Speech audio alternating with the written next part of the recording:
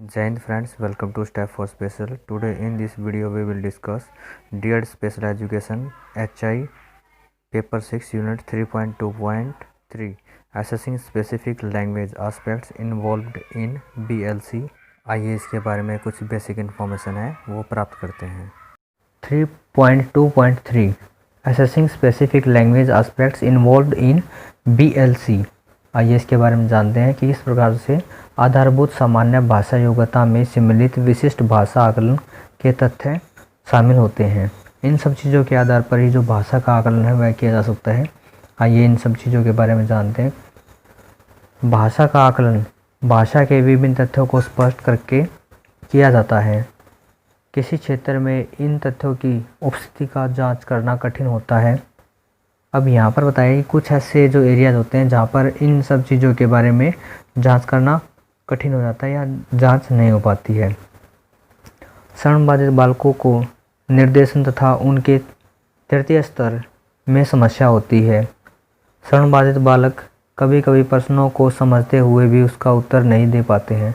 अब यहाँ पर बताया कि जो हीरिंग इम्पेयर्ड बच्चे होते हैं उनको प्रश्न समझ में आ जाता है। कई बार जैसे क्लास में ग्रुप डिस्कशन हो रहा है, फिर क्लास में क्वेश्चन पुटअप कर रहे हैं टीचर या शिक्षक, तो उस दौरान क्या होता है कि बच्चा जो टॉपिक है उसको समझ लेता है, लेकिन उसके बारे में कुछ जब टीचर पूछता है या फिर कोई भी पॉइंट होता है वह अपना रख नहीं पाता है, जो मुख्य रूप से उसकी जो समस्या है उसका विकास या फिर जो उसकी भाषा है उसका विकास न होने की स्थिति में करता है।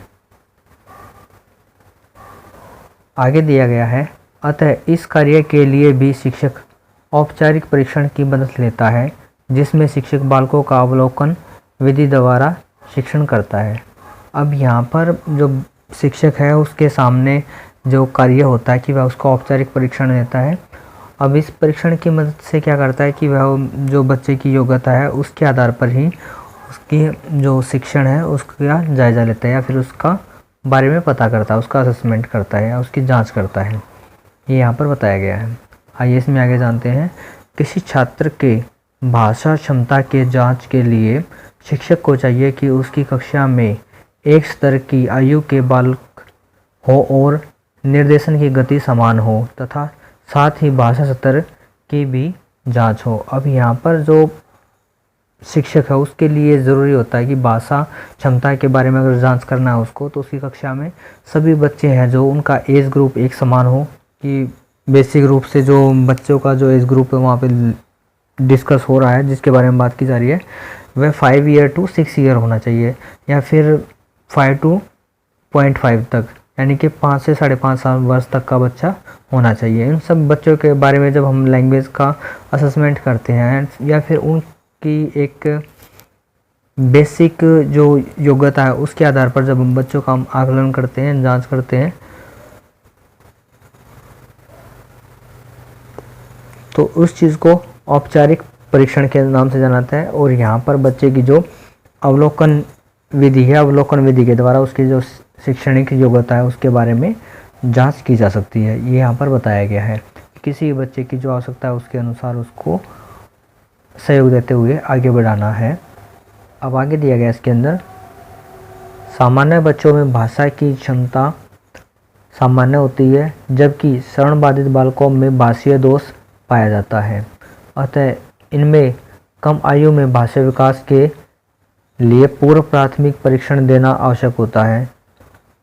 इसलिए औपचारिक तकनीक से संबंधित लेखन, पठन और बोलने का कार्य कराते हुए उनका आकलन करते हैं। अब यहाँ पर जो बताई गई है विशेष बात, सबसे ज़रूरी बताई गई है कि विशेष रूप से जो सामान्य बच्चे होते हैं उनके अंदर जो भाषा का विकास है वह सामान्य होता है, क्योंकि उनकी जो हीरिंग एबिलिटी है, जो श्रवण शक्ति है उनकी वह नॉर्मल है।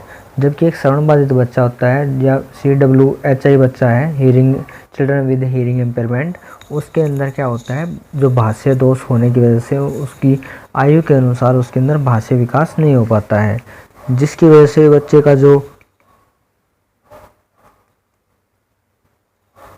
ओवरऑल डेवलपमेंट है वह बहुत ही इफेक्टेड होता है।